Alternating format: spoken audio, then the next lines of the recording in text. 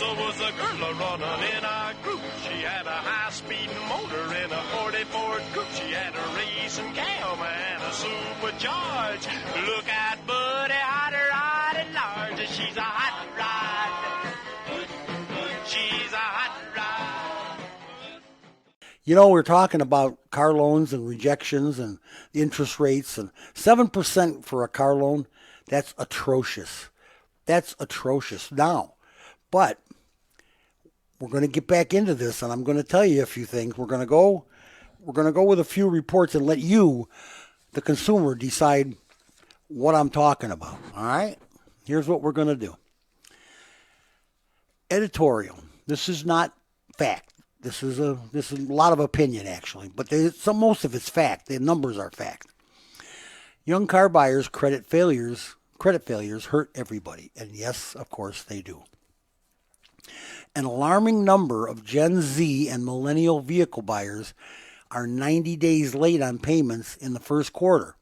Loan delinquency for buyers ages 18 to 39 was the highest since 2008 and 2009 Great Recession. Oh, especially disturbing is that this elevated delinquency arose when the federal government suspended many of these borrowers' student loan payments during the pandemic. It's likely that as the government restarts student loan collections this fall, even more Gen Z and millennials will slip into auto loan delinquency. That's because they're paying such an exorbitant monthly note. Young buyers borrowed more than they should have. A costly personal finance lesson with years of negative impact. Absolutely. Just one late payment affects a credit score, and a 30-day delinquency lingers for 7 years, Chuck. Whew. But the blame doesn't fall on just one side of the deal desk. Automakers, dealers, and lenders, salespeople, and credit managers all had motivation to write what are turning out to be bad loans, much as home mortgage lenders did in the lead up to the global financial crisis 15 years ago. Yes, when anybody could buy a home for nothing, no money. Historically low interest rates mask dramatic inflation on new cars, and longer loan terms left buyers more leveraged. So they're in it to win it. Prime interest rates haven't reached today's level of 8.25% since June 2006, and they haven't been higher since February 2001. This according to J.P. Morgan Chase. Now, auto loan rejections have surged to the highest since the New York Fed started keeping records in 2013. That may be prudent, but it puts a hardship on dealers and their sales staff as well as shoppers. So their prime is 8.25 at these dealers for this finance and insurance or whatever it is thing, because they're not putting big money down. Right. Well, you want to hear something crazy? I know we've gone 10 minutes without talking about Elon. This was an article I saw earlier this week that Tesla has started offering 84-month car loans. In Canada, Tesla is offering 96-month car loans. Yeah, my next story. That's what I was. Oh well, there you go. I ruined it for you. No, you didn't. We're going right into it, and we're going to get into as we go. We're going to get into the basis of it. Right. And you're right.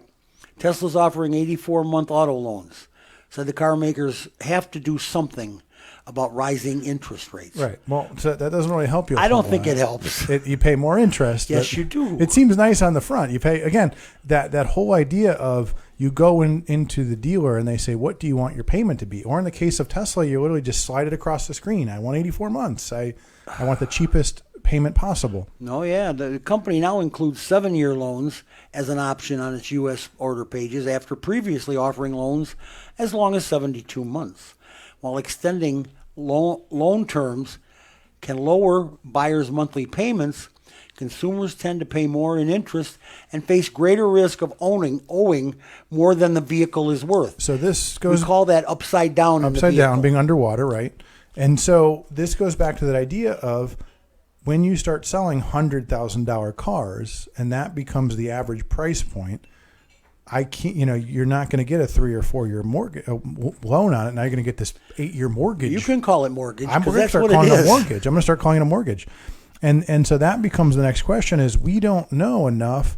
So now, all those things that you and I talk about rusty frames. I mean, imagine, let's say you've got a Tesla and you're 5 or 6 years in, and George says, "Oh, by the way, the frame's rusty. We can't do it." When you still got 2 years on the this car. thing is rotten. I can't put it up on a rack. We can't do anything with it. I mean, again, we don't know enough about Teslas. Maybe they're going to last 10 years, no problem. No, we don't know. Maybe we don't know. I mean, even now, like my car, even if it's in good shape, it starts rusting away at a certain point. Yeah, but if you get what they call lot rot, it starts to rot away underneath. Yeah, so that's sort of the thing. It's not pretty. And now with the electric, now we have that discussion about you're 5 years in, and oh, by the way, you need a $15,000 battery. Just add that to the loan. Add another. Yeah, and you still owe $40,000 on the car. Right, and now you owe another 15. Now you owe another 15. So. I think so. Again, remember, Elon's always leading the way on this stuff. So this is what you're going to start seeing from Ford and Chevy when Ford is selling you $100,000 pickup truck. They're going to try to finance you for 8 years. Or something. Absolutely. They're going to do what they have to do to get you in that truck. Right, because you're not going to have the money to do it. No. So you're going to finance it. No. And then what we're going to end up with is in 8 or 10 years from now, we're going to have a whole generation of people upside down. Oh, in cars. There are going to be a lot of cars sitting in the junkyard that are repoed. Yeah. They just... Well, maybe we'll get good deals on them, hopefully. Well, yeah, but they're not worth having. Right. I mean, let's face it. There's another story here, and it's the Federal Reserve again. It's talking about raising it 25 points, or 0.25 yeah. to 5.25, from 5.25 to 5.5%. And leaves the auto dealerships and customers coping with higher interest rates on auto loans. The highest U.S. central bank policy rate in 16 years. The Fed has hiked the target rate 5 percentage points prior to July 26, a move through a series of increases dating to March 16th, 2022, when it bumped the benchmark from 0.25 to 0.5. So this becomes another... I'm going to use my soapbox on this one. The Fed has raised interest rates 11 out of the last 12 meetings. Yes, and they're going to continue to do so. There's no end in sight It's because nuts. they have to get inflation under control, which they cause, but that's another story for a different show. So, but again, this generation, my generation barely remembers. So tell me about like when you owned a house back in the 80s. Right now we get used to having, you have a home mortgage at like 3-4%. Back in the 80s, you had like 12% mortgages, right? 15% mortgages. And it was horrible. They had to refinance everybody. Right. Down the road, everybody got refinanced. And then That's just how it worked. You had a whole generation. Again, they ended up underwater on their homes. They ended up having you're paying nothing but interest your entire life. Absolutely. And so this next generation doesn't remember that. Right, so they don't remember they haven't seen the that. turmoil of the 70s. They don't remember the savings and loan crisis of the 80s. So my generation doesn't know these things. So they're happily getting themselves. They're putting their vacations on credit cards. They've got $100,000 in student loans. They're going to buy a $100,000 car. Oh, the credit cards. As long as you got plastic, you have money. Right. That's not right. And so this is That's not how it works. Kids. We met my son a few weeks ago. That's one of the first things I do. You are not getting a credit. I don't care if you're 19, 20. I don't care. I don't care if you're living under my roof. I'll come to your house and take your credit card away. Oh, yeah, I will not let you have one. I will cut your credit cards in half. I will intercept your mail. Till I decide that you have learned the right way to use it. And I always tell people, like having a teenage son or having a teenage daughter, whatever, these things that you want to teach them. Obviously, work ethic's important. How to take care of a car is important. But even just not getting yourself off on the wrong foot with this debt. You turn 18 and you could be $100,000 in debt in a year. Oh, absolutely, you could, without even thinking about it. So. And again, that's a lifetime of high interest rates. That's a lifetime of, bad credit, whatever the case might be. So, you can go down that road of maybe this is what they want to happen. Apparently that's the way it looks like. That's what it feels like. That's what it feels like. Again, different story for another show, but yeah, but it just feels like we're being coaxed into a pen. Right. So I mean, like the sheep going into a pen. So I mean, that whole idea of, like when you were talking about when you turned 16 and stuff, people used to be able to go buy a car for a few $100s. You'd sit, absolutely. You work for a month or two, you'd have cash, you go buy a car. My son's not going to buy a car in cash. He'd have to work for years to pay for a car. Oh, nobody can buy a car with cash. Well, that's what I'm saying. Is that now? That's the whole thing. But you know what else those kids don't do? I was behind one at Walgreens the other day. He bought a candy bar and put it on a credit card. I'm serious. Right. Well, that's what I'm saying. I don't want my kids to even have a credit card because they don't understand that credit card now, that $2 candy bar now is going to cost them $5. Yeah, well, they don't realize that this is not money. Right. This is the promise to pay. So that's what that is. Right. A credit card is a promise to pay. We just sound like old curmudgeons right now, but not, No, but again, we're it's an important thing because again, this is, even I always tell people, I said, if your kid's got a job, take half of it and invest it, do whatever. Like we really, you could really either help or hurt, the next generation. And right now we've got, these crazy car loans, we've got student debt. We're putting them in a bad place and we're not doing anything to help them, it seems like. Well, the young people, I'd rather they didn't carry cash because when they come in and you tell them it's $4, they got a ball of shingles, a wad. Pull it out of their pants. Pull out of their pants and say, here. Yeah. I don't know. Maybe it's lazy. I don't know what it is, but I know it doesn't make me very happy. The interest rate thing. It's going to take the car business and turn it upside down. Now all of a sudden, the car companies are starting to make deals and they're offering some lower interest rates. Right. 3.9% or 4.5%. I can remember when it was 0% for 5 years or something. Well, I've got one of those. Yeah. On my 2020 Edge, it was 0% forever. Right. I said, make it as long as you want. But you had good credit though. It's your money. Right. You know what I'm saying? It's your money. Make it for as long as you want. I'll pay you as little or as much as you want. I would have paid for it all right there, but when he told me it was 0%, that's free money for you. I'll leave my money in the bank. Yeah, you make a couple percent. Make off a couple percent. Make a few dollars off. A couple shekels is it. But again, you are smart enough to know these things. A young person may not. People that don't know, and I don't know. We're not teaching it in schools? I don't know what's going on, but again, it's these little things that one, like you said, sign on the dotted line, and next thing you know, now you're locked in. You may have a no prepayment. You may have a prepayment penalty buried in that thing, and now you can't pay it off early. Absolutely. These guys that run the F&I in the dealerships, I think I should be like their policeman. I should be allowed to go visit them. Do undercover stings. Yes. Do hidden camera investigation. Well, again, something like that. That's a habit. Sting them, yeah. That's a habit of mine now. Is even whenever we're talking about the first things I ask them, I said, "Tell me what are your finance charges, and then is there an early prepayment penalty?" It's like standard things that most people don't think to ask about. Absolutely, I'm telling you this, and this whole thing is going to take. Sales has been bad enough. Because they didn't have cars. Right. Now they have cars. And they're still trying to keep it where they can charge that big amount, gouge that price. But people are not buying because the interest rate now is starting to scare people off. Well, remember though, when on the federal level, when the interest rates were essentially zero, they could afford to give you a 0% interest loan, right? Oh, absolutely. They could afford it because they were getting money for nothing. And now those days are over. Their floor plan in the dealership was at 0.5 or whatever. They were making, they were doing okay. They were happy. Everybody was happy. Everybody was making a little piece. Well, now they're not happy because they got a taste. They got a taste of this big money. Right. 500 over sticker, $5,000 over sticker. Right.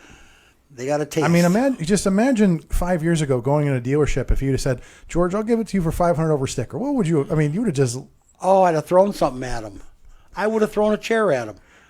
500 over sticker. We both know sticker is where we start to negotiate down. Right. And if it's not $2,000 off a sticker, I'm not talking to you. Right. I know this. I worked in car dealers. I know. I was a tech for Chrysler for 10 years. I know all about it. And it's just, if they want to get you, they will. So you can't let them. And they can't let them get your kids.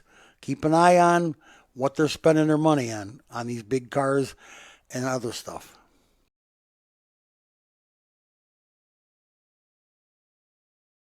The challenge, to Tesla, car makers are challenging them, and they're launching their own electric vehicle charging network. But There's two kinds of plugs out there, Charles, for electric cars. Right now, for now. For now. They are Tesla, and I think it's the CVC or something it's called. A group of major automakers said they were forming a new company to provide EV charging in the U.S. in a challenge to Tesla and a bid to take advantage of the administration's subsidies. They want that dough, do-re-mi. The group includes General Motors, Stellantis, Hyundai, and it's, of course, Kia. If it's Hyundai, you get Kia. Honda, BMW, and Mercedes-Benz. Brands representing about half of the U.S. vehicle sales, but a small share of the electric vehicle market that is dominated by Tesla. They run the show here in America. The unusual coalition of competitors said the new joint venture would aim to become the leading provider of fast charging in North America with a target of rolling out 30,000 chargers, starting along major highways and in cities.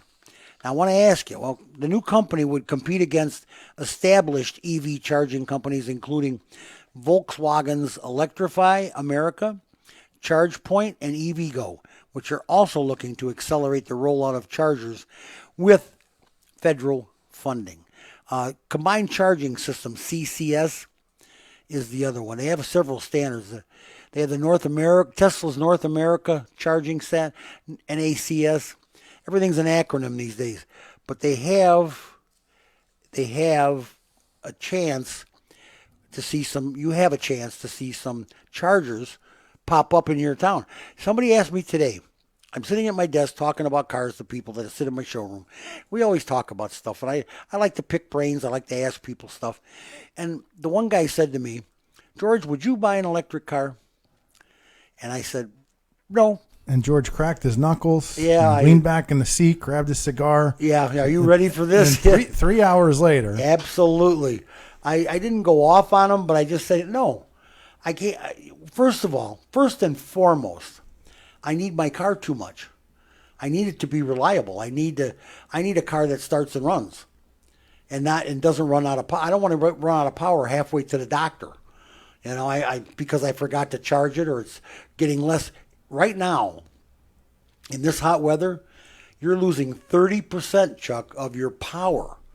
Just like cold weather, when they talked about putting them in cold weather states, the Idaho and Wyoming up there, you lose 30% because of temperature.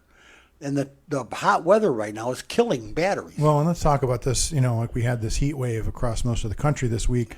So like in California, for instance, it's hot, so you lose that capacity. And then they issued an emergency watch for the power grid because of the heat wave. So again, it was already. I wonder who talked about that months ago. Well, we did. We did. So here you are. It's your batteries. Your car isn't going as far as you're used to it because it's hot. You can lose 30% or more. And now you can't charge it because you're under grid watch. So yeah, you can't charge it. So now you can't go anywhere. Just call the boss. I can't come in. Grid watch. Yeah. Can't charge the car. Yeah, I can't charge my car. Yeah. That'll be another thing for the millennials to call off work, because they call off if the toenails get cut too short.